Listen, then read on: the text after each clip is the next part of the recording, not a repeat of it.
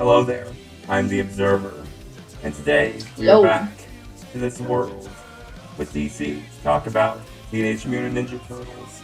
I guess we can basically start off by saying, do we know about TMNT? I guess. What is your history with DC?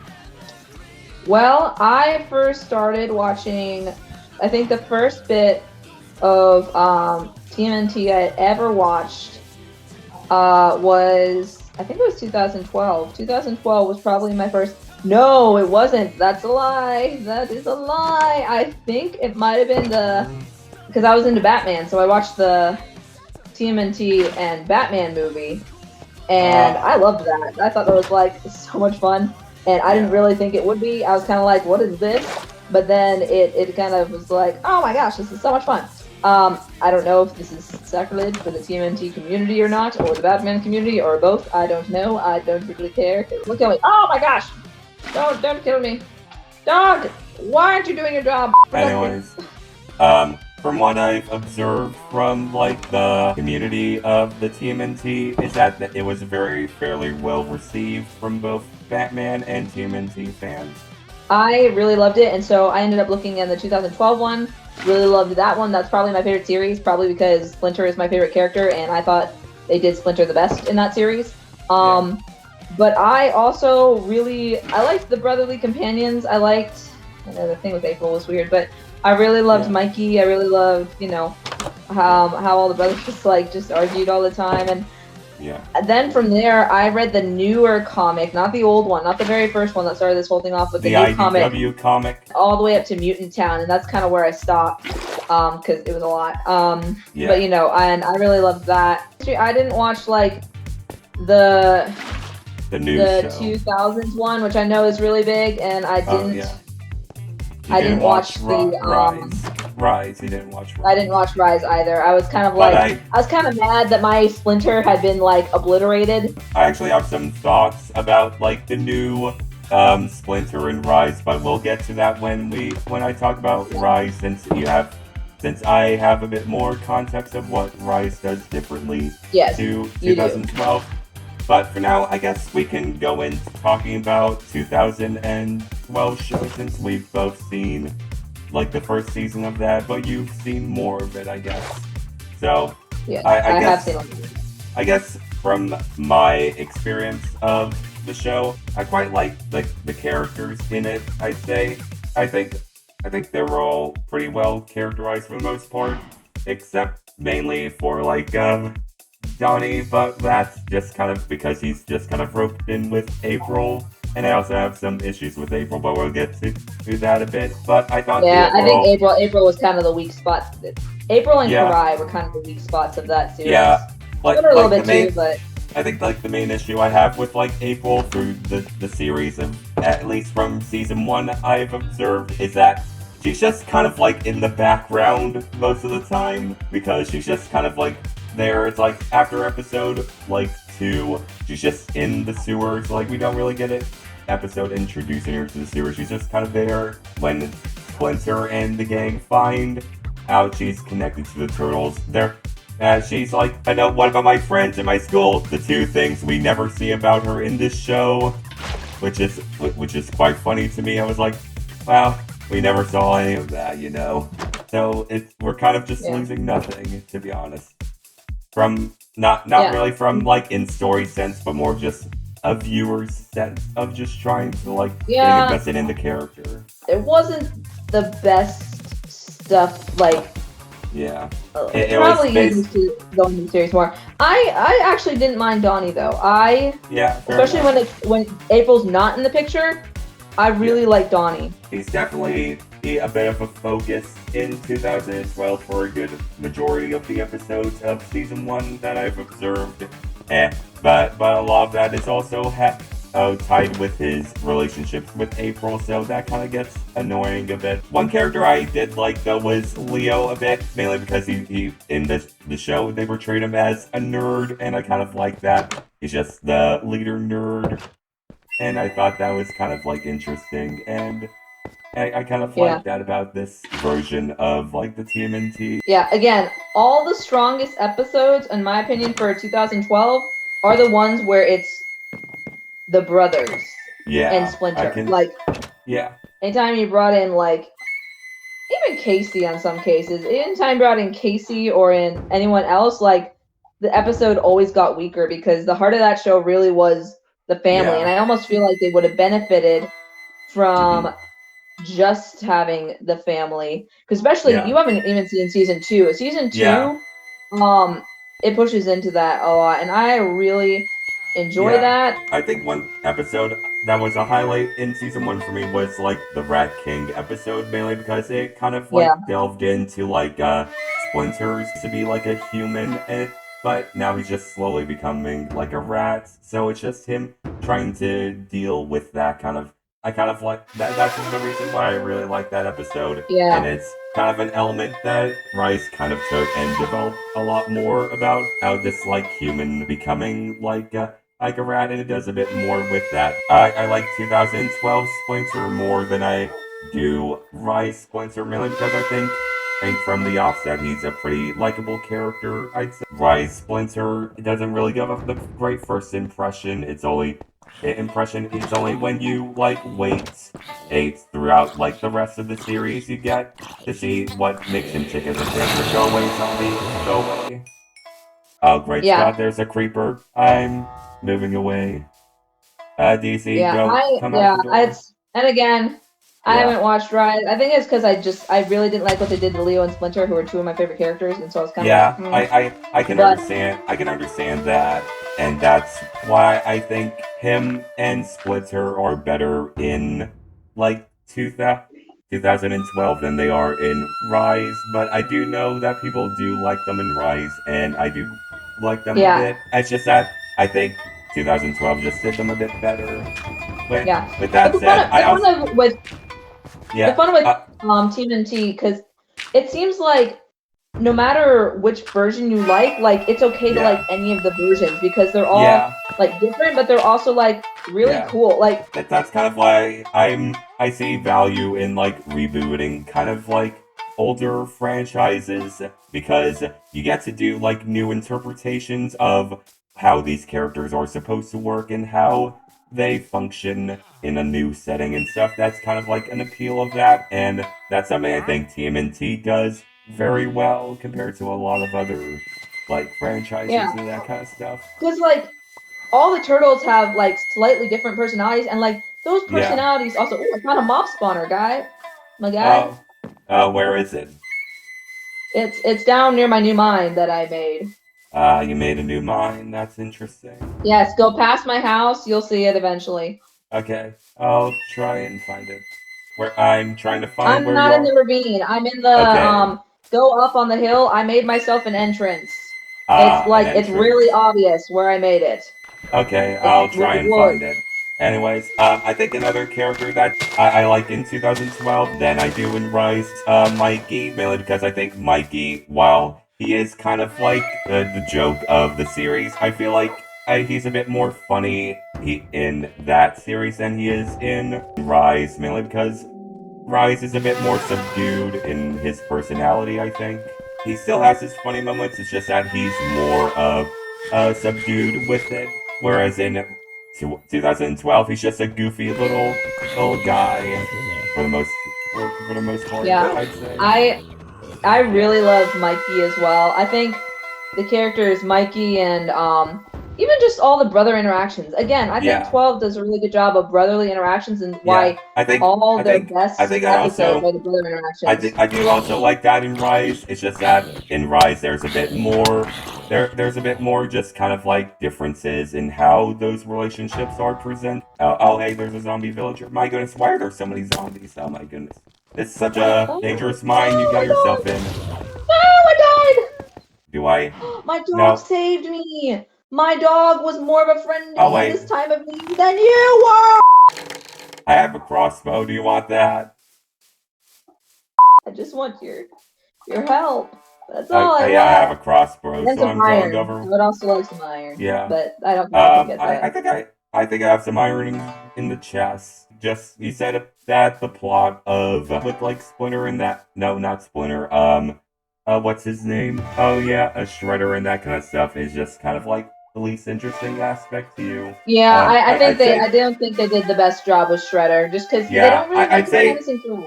I'd say that's the same in both kind of series. I think, but I Oh, think it's really? yeah, I think it's mainly because in season one of Rise, it's mainly because Shredder is more of just like an entity that's being built up over time, and at the end of the series, he's more of Unleashed, and he's more monstrous than he is more of just a man seeking revenge and that kind of stuff. He's more of a demonic entity. I think it's fine for the most part. It's just that Shredder's not really that interesting of a villain. It's just like, I want this person dead. That's kind of his motivation most of the time. And I think Shredder in the comic was done a lot better. At least the comic I read, because Yeah. like he's a lot more scary. Like, do you care about spoilers? I don't really care that much about spoilers, so you can Okay, go so ahead. partially in the comic, I believe this is him. He Yeah. has the Rhino and the Warthog with Yeah. Donatello watching over Donatello, Oh, and Rip Wolf. no, my wolf. Oh, but basically he gets them to, because Donatello and the turtles are trying to trick him into helping them, and so Donatello's in on this trick, but they basically he basically has them break Donatello's back, and so it's like Oh. this awful, like horrid, like, oh Yeah. my gosh.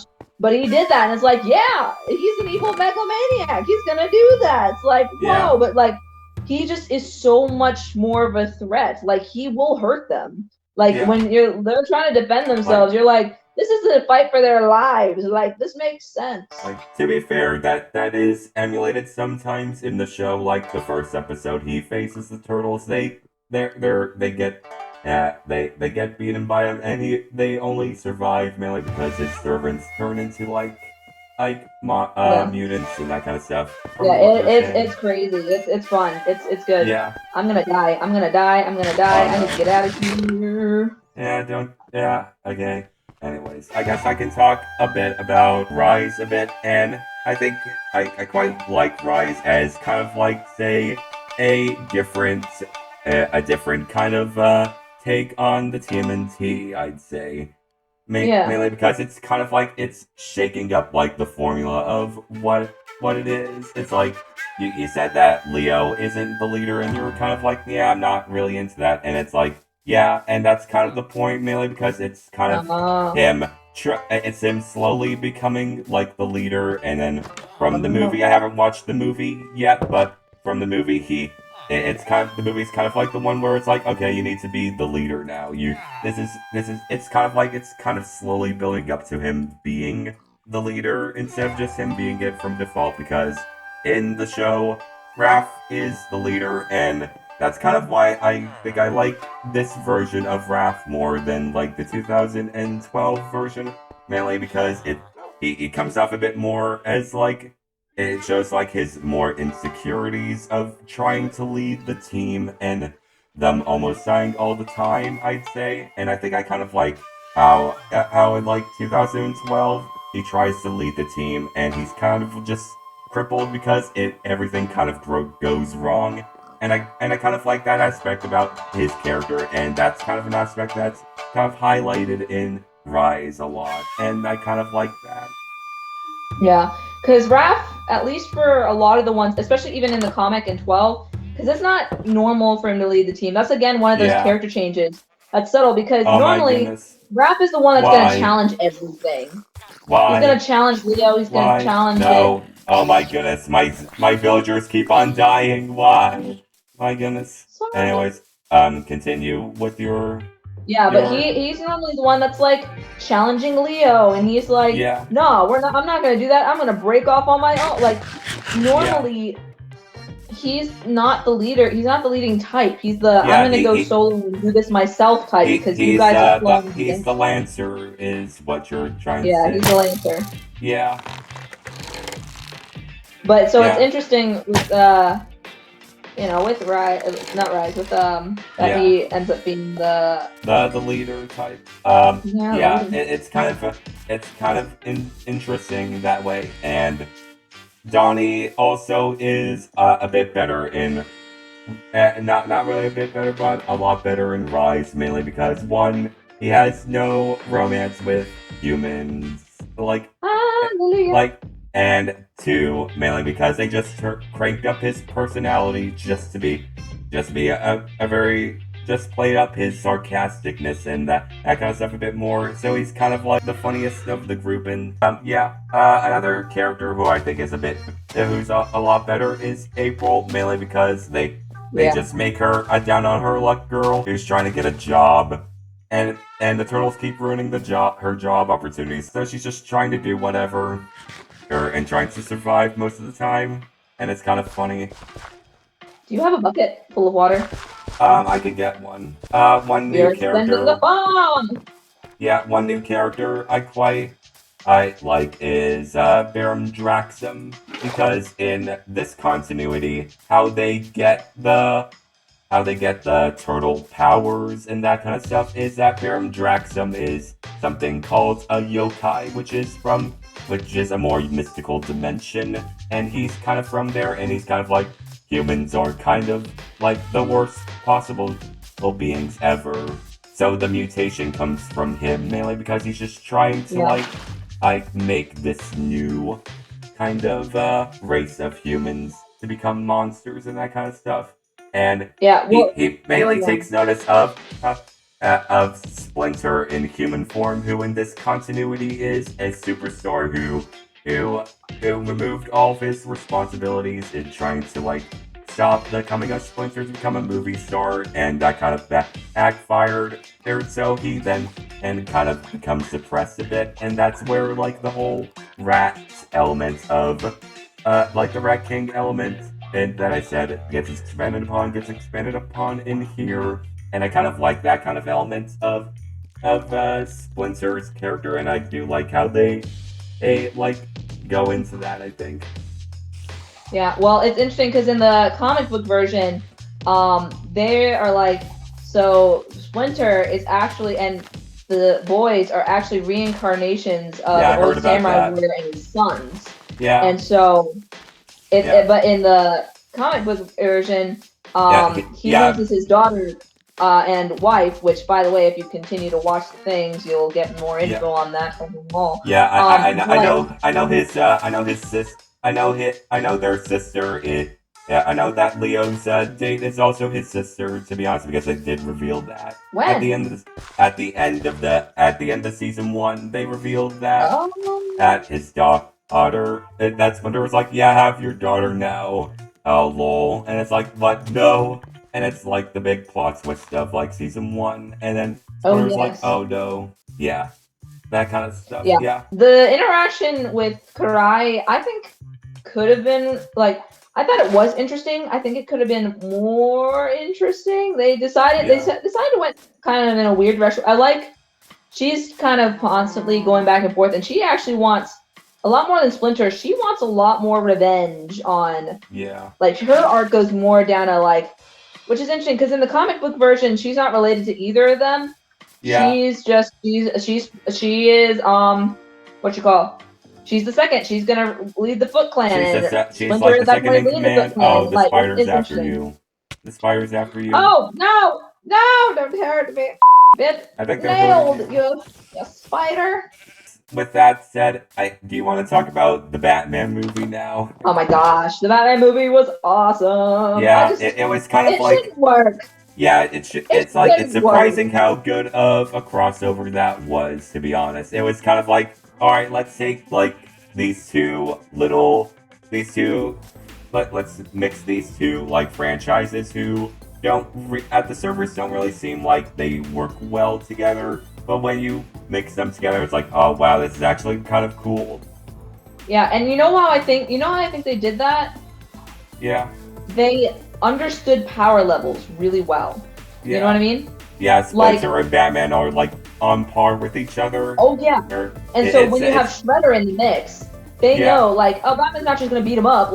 If you want to make Shredder a threat, and you want to make him a threat, especially to the turtles and all that stuff, these kids are teenagers, and they are facing down a Keno. They're super facing and a so bat. like They're facing a billionaire in a bat suit at the store because yeah. they're just trying to go after him. Yeah, and it even makes sense, like, like, oh, why doesn't he defeat them immediately? Well, because he just got off that fight with Shredder, like, he Yeah. was down for the count there for a little bit. And, like, I don't know, they know how to pair people well, and they knew how to do power levels well. Because, Donnie and Batgirl, like, that was a really fun pairing. Like, like, Yeah. not gonna It's lie, kind a of nice little how bit. it's kind of nice how they brought in like a good portion of the Bat family in for it, mainly because that just kind of makes a bit of sense to do that, mainly because the Yeah. TMNT are also kind of a family, like an adoptive family. Like they're both kind of like have more of an adopted family kind of feels, So it's kind of like nice that that kind of it isn't like it isn't obvious, but it's kind of like, oh yeah, that's actually a pretty nice thing. I mean, they are a family. They're a bunch of brothers.